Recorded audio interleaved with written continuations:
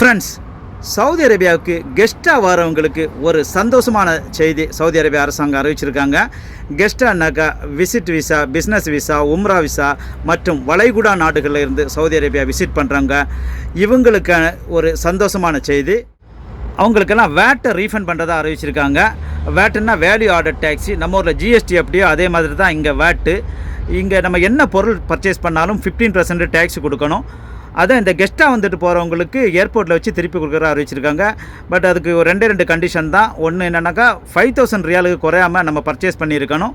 ரெண்டாவது, பர்ச்சேஸ் பண்ணி 6 மாதத்துக்குள்ளால் refund claim பண்ணணும்.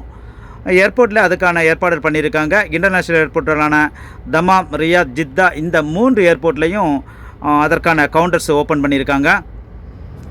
இதற்காக நம்ம என்னென்ன சப்மிட் பண்ணணுன்னாக்கா ஒரிஜினல் ஷாப்பிங் பண்ண ரிசிப்ட்டு, பாஸ்போர்ட் மற்றும் ரிட்டர்ன் போகிறதுக்கான ஒரு ப்ரூஃப், இந்த 3ஐயும் சப்மிட் பண்ணி ரீஃபண்ட் பண்ணிக்கலாம்.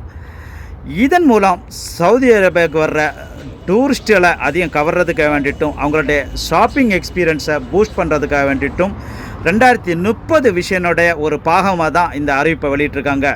தேங்க்யூ.